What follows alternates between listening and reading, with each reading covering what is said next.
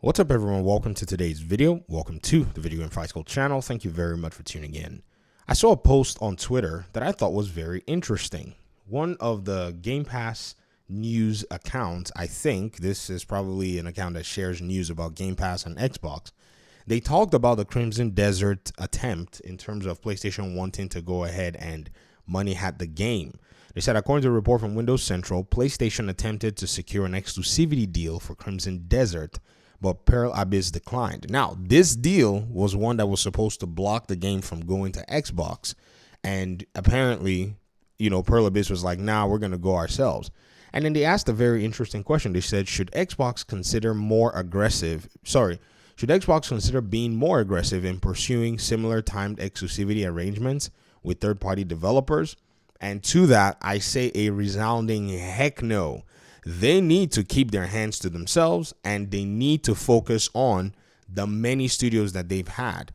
Many of you remember, many of you know that if Xbox had not acquired, say, Activision or Bethesda, they would be in a very different position right now. Nobody is actually, disputing that particular situation, because within their own studios, they were not making the kinds of games that put them in a competitive space in the industry. Now, I say different situation because they did have live service games. Those games, just sneakishly being slept on, had a number of individuals that continue to play them, continue to keep them profitable. So at least you could see them continuing to kind of just still sail. But again, in terms of smooth sailings, that was not an option for them at the time. So what they need to do is they need to focus on those Xbox studios and ensure that they are churning out games at a good frequency. Bethesda seems to already have a good play. They seem to have, I guess I'll say the seasoned nature in terms of, okay, how their pipeline brings out games. Activision, they need something other than Call of Duty, but they got that Call of Duty locked down. It's a big player base, so they can continue to hold off for at least a few years, but they need to make some modifications and ensure that Diablo is a heavy hitter every time. Blizzard seems like they already have some things working for them, and King is printing money. So I'm not of the mind that Xbox should bother doing this. The question, though, is Xbox has already, engaged in stuff like this as well. Even more recently, there have been questions around games like Stalker 2, but we know that the developers have already come out to say, hey, in terms of this game, we pretty much took this particular title to Xbox. Then there's another game that was actually, developed by Fat Shark. Apparently, Fat Shark decided that they were going to pretty much keep this game as an Xbox first game, and then eventually they were going to move it to the PlayStation platform. Now, I'm looking at this game, ladies and gentlemen, and I'm trying to find more information. So I want to employ your help and say, did Xbox money had this game? Because the last time I said Xbox money had its Stalker, a lot of you came into the picture and said, it was not Xbox who money had its Stalker. The developers wanted to bring the game to the console platform, and Xbox was the one who pretty much came in to assist them. Some of you even said that PlayStation did not send them development kits. There are all these different reports, but it seems like that situation is different. I would love to know from anybody who has any articles or whatever. Please post them here in the comment section. If the links don't show up, it's because YouTube filters links automatically. So maybe just break the link up in put a space in between. I'll be able to kind of read the link, copy and paste it, or hit me up on Twitter. That would probably be great. Now, back to the topic at hand. I've also seen at this juncture too, some audience members who've said to me that my view on exclusivity is not consistent. Now, I want to go ahead and I want to make sure that I actually break it down very well for you. So when I was talking about the Crimson Desert, situation, I was like, why is PlayStation, chasing down a game like Crimson Desert?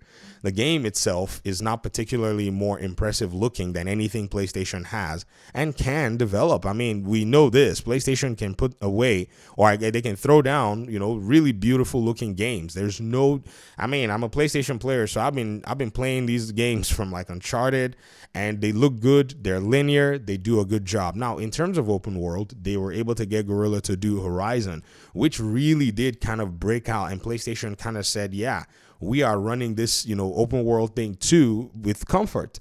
So why Crimson Desert? What's the big catch here? Well, apparently some people have said, well, it's because they don't have, funds to develop these kinds of games, which I find kind of ironic in a sense. I mean, that's what people are saying. I would think PlayStation can secure funding from investors or whatever it needs funding for. But one of my audience members said something to me. They said, so you don't agree with Microsoft buying whole studios and canceling titles for certain platforms then? And I was like, actually, I agree with that. Because at that point, you actually do buy the studio. And so whatever the games that come with that studio, are doing, whether they're in development, whether they're already established, if you decide you want to cancel games from going to other platforms, it's your game now. You paid for the asset.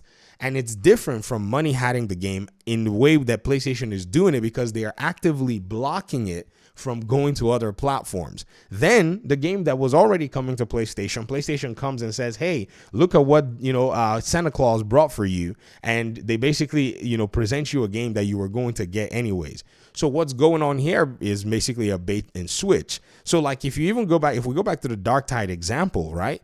This game was probably more if Xbox did money had this game, and to me it's looking like they did. This is one of those examples where this game would have probably made its way to the Xbox ecosystem, or whichever game we're dealing with or talking about. The game would have made its way to the Xbox ecosystem, and somewhere somehow Xbox goes in and says, hey man, why don't you block the game from going to PlayStation? It's a scummy practice. Like you really got to be consistent with it, and you really got to take a look and say, so they want another person to go ahead and buy another platform or ecosystem to be able to play a game that would have been a game that they could play anyways, were it not for an external party. That to me is just wild. I strongly believe that, it's a very interesting thing. So when I see a lot of PlayStation fans, try to equate the blocking of a game going to Xbox from a third-party developer who was already keen on setting sights on putting the game on Xbox, and then they say, well, isn't it the same thing as buying Activision? They're asking because it's kind of a bait question. I get it. You're trying to basically, test and prove what it is I'm saying, if I can be consistent with it. But the reality is I appreciate it. Thank you very much. Yes, I think if you buy a studio, it's your game. I think if you pay for a game, it doesn't even have to be that you buy the studio. It could be a second party deal. Like Platinum Games will make, games like Astro Chain for Nintendo. And those of us who don't have a Nintendo Switch or who don't want to pay the money on buying a Nintendo game, we got to buy a Nintendo game if we actually want to play. Many of you know I've given that example here. It's a game that I've been wanting to play for many, many years. The price is still wild, though. I mean, after all these years, if I can find it for a very cheap price, maybe I might consider it at this point. So shout out to this audience member of mine who put that out there. When I talk about Stellar Blade as well, I've seen some people also tell me that the reason that I'm complaining, there was a comment here, this was actually very interesting. Someone said the reason he keeps talking about Stellar Blade is because he can't play it. You see, my fellow PlayStation fans, why do you always do that? Like, why do you not pay very close attention about what's going on around you?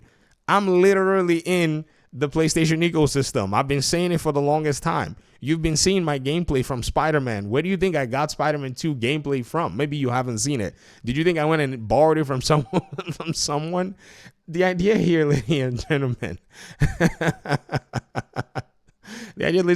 here is that, it's not, personal, all these personal attacks don't come to the crux of the issues that we're talking about. Another person here said, what are you talking about, with this when Xbox bought Call of Duty? Xbox bought Call of Duty and they did not make it exclusive because they really don't need to. It's going to make all that money. But that's different because remember, ladies and gentlemen, the argument used to be that PlayStation, nurtured these studios and built them up organically. Do y'all remember when Xbox was trying to actually purchase Activision Blizzard King? The argument that people made was like, because Xbox also acquired other studios as well that have now become, like Insomniac and Naughty Dog. And the arguments people made, right? They were like, well, PlayStation invested in them. PlayStation nurtured them for organic growth. I remember that argument. I mean, I didn't forget. And so now that, Xbox wants to do the same thing, people want to compare it to trying to go and tell a developer who's already making a game and say, hey, since you're already making this game, why don't you just block it from going to Xbox? That's not the same thing. That's an independent developer, and PlayStation is going to tamper with the possibility that Xbox players get that game. So I think we need to keep the energy levels and maintain the reality. Some of the folk out here want to conflate every single issue in order to make PlayStation look like it's not doing anything that we think is scummy when we know it is. And if Xbox is doing it too, and like I said, for this Dark Tide game, I want to know what the details are. I'll keep doing some research. They're scummy as well, because like I've said, they have no reason doing it, because they have a lot more to manage than to just worry about, dealing with another studio's game and investing in it and blocking it or whatever. Unless, of course, the studio comes in and says, hey, we want to come into this ecosystem first because we know it's accessible. We know that there are benefits. Xbox is going to, not stop them. They can pretty much do what they want. And if they decide they want to go to PlayStation as well and be locked down, it's also their choice. No one is stopping them. But let's not call that practice something that we are okay with. I don't know why gamers like to shoot ourselves in the foot and, in a sense, advocate against our own interests. It's a bad play any way you want to look at it. So thanks for watching the video. Appreciate you guys' time and audience. Let me hear your thoughts in the comment section. Hopefully we'll talk pretty soon in another one. Peace out.